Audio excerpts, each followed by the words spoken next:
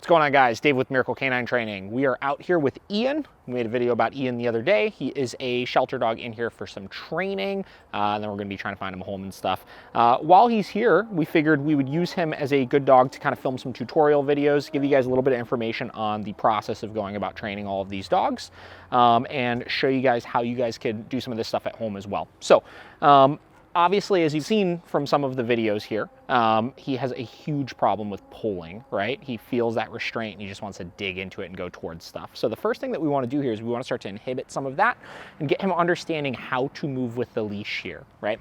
So what we're going to be doing is we have him fitted up with a prong collar here. We're going to be introducing that first and foremost here, making sure that he has a good understanding of how to move with that collar, what it means, having a good understanding of getting into positions and, you know, general just kind of idea of that nonverbal communication we're going to be doing with him.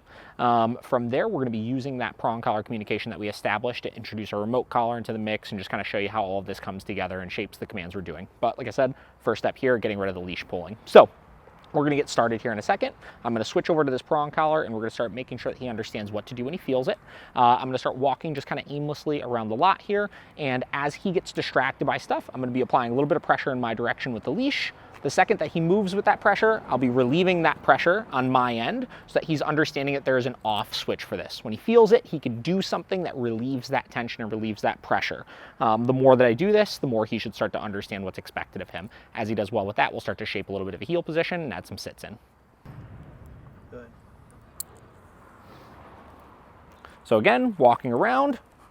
As he pulls into that leash, I'm going to be applying pressure, holding steady, and waiting for him to take that step in the right direction. Again, applying pressure, relieving that pressure when he starts moving with me. Applying pressure, relieving that pressure when he starts moving with me. And we're just getting him understanding that this leash is not just something that's holding him back from the things that he wants to get to. It means to do things. It's information. It is communication in itself. Everything that I'm going to be doing right now is going to be very nonverbal, right? The leash is going to be giving the cues. I want him understanding that pressure in this direction means to do this, pressure in this direction means to do this, and et cetera, et cetera. So again, just introducing that, really, really basic here. And I'm just going to be changing direction here. Every time he gets distracted in one way, I'm moving in an opposite direction, and I'm constantly going in the opposite direction of where he's trying to get to.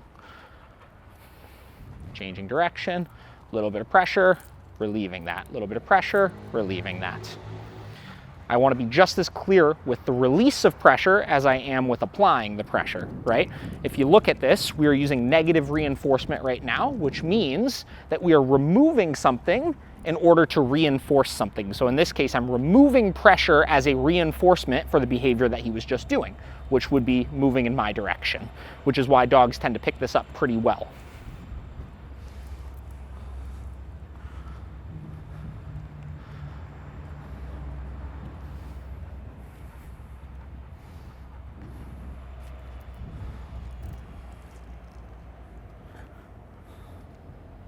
You can see already picking this up very well.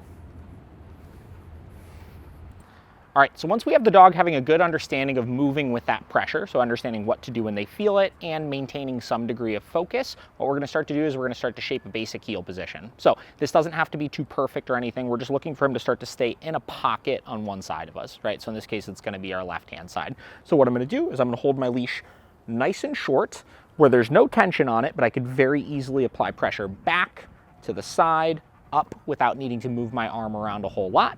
And I'm gonna start walking in one direction with him here. As I'm doing that, I'll just be using this leash to block any going off to the side, block any getting ahead of me or dragging too far behind, and then as well as keeping his nose off of the ground. We don't want him sniffing around or anything here as well. So we're gonna go ahead and give this a whirl. So as we're walking, again, loose on this leash unless I'm trying to communicate to do something here. That's the important part, is he always needs to feel by having no tension on the leash when he's in the correct position. So as we're walking, again, if he gets ahead, a little bit of leash pressure back, and then releasing that pressure immediately when he gets into the right spot.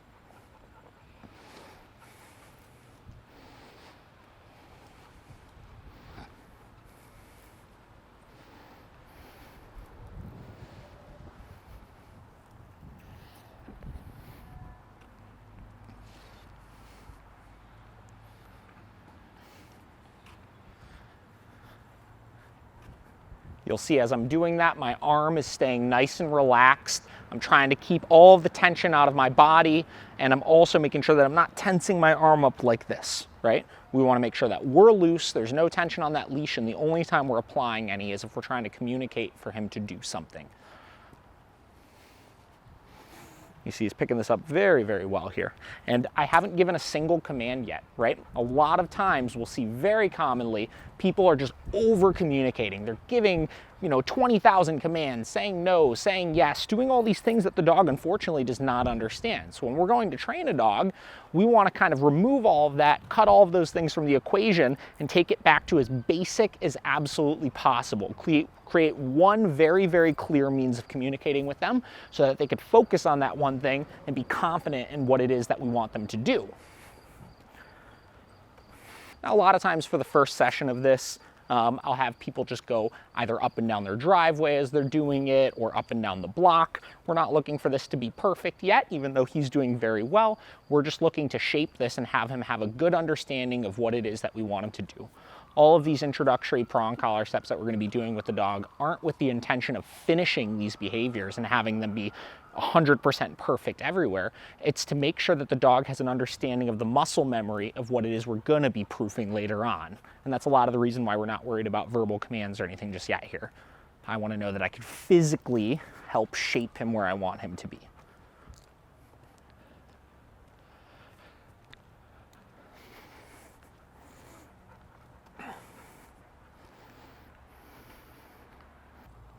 All right, so the next step here is we're going to start shaping a basic sit position on the walk here, right? So again, nonverbal, we're going to be using our nonverbal leash communication in order to communicate getting into this position, using the negative reinforcement, which means we're going to be applying pressure and teaching him to release that pressure by getting into a position. And in this position, it's going to be with the pressure up on the leash. So what we're going to be doing with him here is we're going to be walking.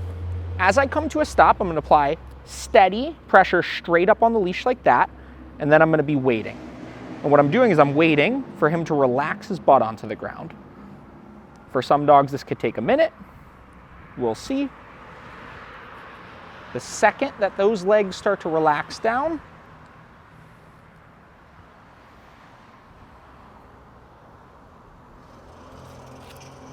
I'll be releasing that pressure, okay? And then releasing him from the position to do another one. Now, if your dog is giving you a little bit of resistance like him, what you could do is you could help with a little hand pressure like I did right there. So same deal, pressure up, waiting for a second, giving a little bit of help if needed.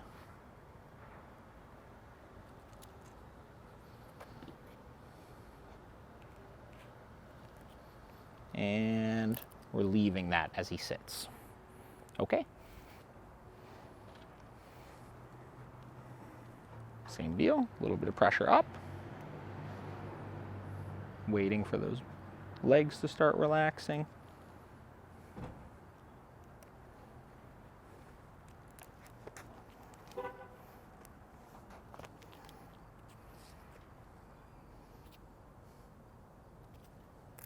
And then relieving it when he sits.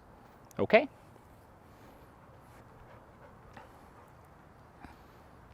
I'll just be repeatedly doing a couple of these.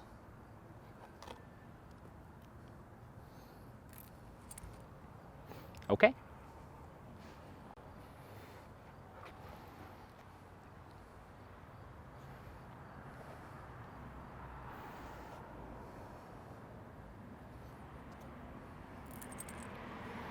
Okay?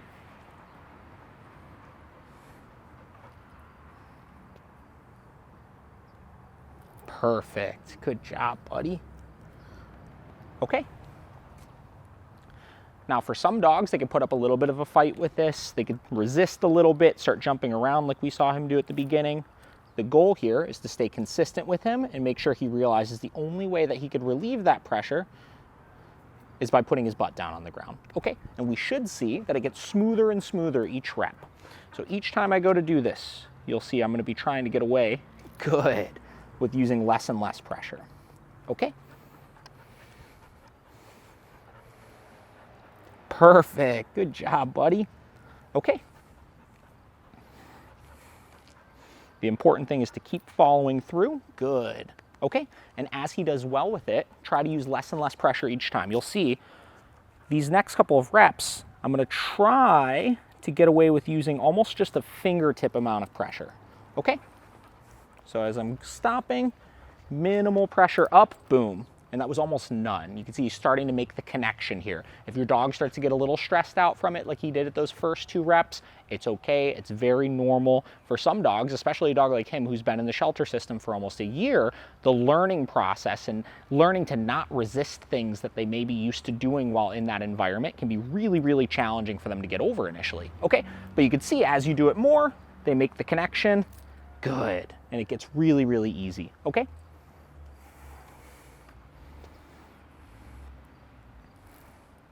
Okay.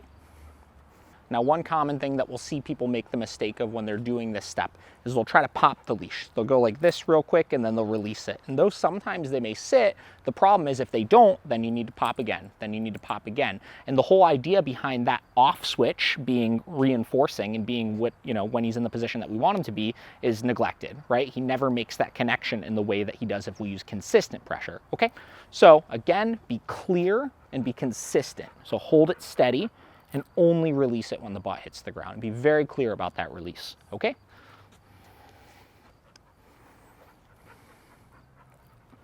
Okay.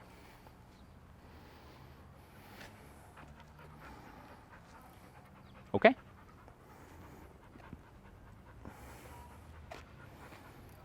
Okay. All right, so the last step of what we're gonna do is we're gonna be combining everything we've done so far. So we're gonna be using the leash walking in combination with the sits to make sure we're managing our doorways properly here. So with the doorways, again, non-verbal. I'm not giving a wait command, I'm not giving a stay command, nothing like that, because the expectation here is that as I'm opening doors, that is just a distraction, right? He's not allowed to blow through them no matter what I'm saying. So what I'm gonna do is I'm gonna walk up to the door here. I will open my door up first. And you see how he's already really amped up, kind of ready to start darting through it just like that. So what I'm gonna do is I'm gonna open the door, and as I'm opening the door, I'll be applying my pressure up and waiting for that butt to hit the ground, and then relieving that pressure as it does. Now you can see very hard. This is something where it's extremely foreign to most dogs, is sitting still while those doors are opening. So I'm gonna hang out for a minute. I'm gonna let the door be open. I'm gonna let him stay in that sit, and I'm just gonna let him experience what it feels like to have no tension on the leash and have him paying attention while threshold is open, while he's not rushing through it. Once it seems like he's being relatively stable, I'll tell him, okay, and I'll walk him through. I'm gonna do this gate as well. So same deal at this gate right here. I'm gonna walk up to it. I'm opening the door up. As I'm opening the door, I'm applying pressure up, relieving that pressure when he gets in the sit. You see he's giving me really great focus, even around all of the dogs and everything right there. Once he's stable, okay. I'm gonna turn and I'm gonna do him coming right back in. Again, opening door, applying pressure up, relieving when he sits. Okay, releasing through. Very, very good. Same deal here, walking up to the door, opening the door, applying pressure up, relieving. Okay.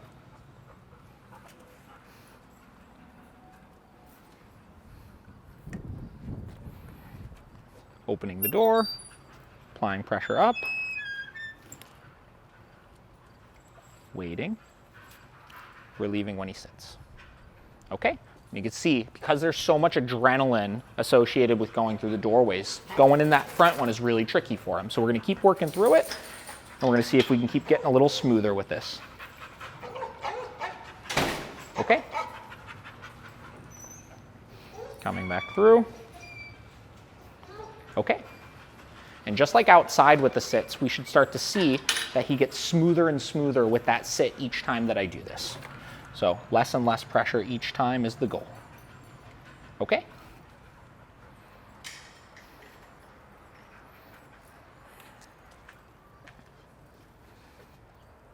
Opening.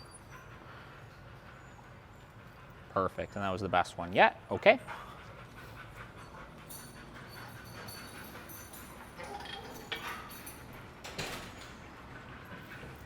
Okay.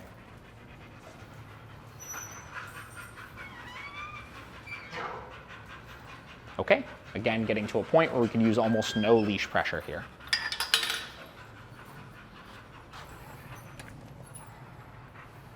Okay.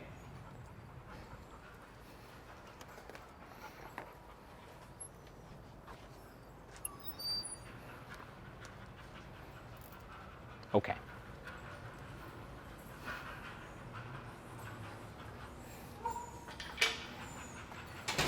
Okay.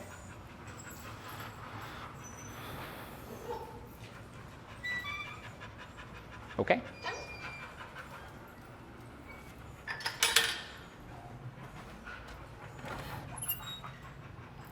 Okay. All right, so this is a little bit of an example of what start to finish of a first introductory leash walking session would look like, starting to create the communication with the prong collar, making sure they're understanding how to move with it, and associating it to a lot of the basic day-to-day things you're gonna need, like sticking with you, doing sits, going through doorways, stuff like that. The goal of all of this, again, is him moving smoothly with the leash and reducing arousal. You'll see in the following sessions that we do, we'll start to implement a lot more motivation into the mix, so using food in his training, starting to shape more complex behaviors, like I said, adding the remote collar in and stuff, but we want to just take the time to show you guys all of the stages of how we would go about doing something like this with a dog. This is something that just about anybody can do at home with their dog and get really, really fast results right away. Again, this isn't going to finish it. This isn't going to proof everything forever, but it's your first step moving towards having a little bit more well-behaved of a dog. So stay tuned for the following videos as we continue to make them, and we'll see you guys soon.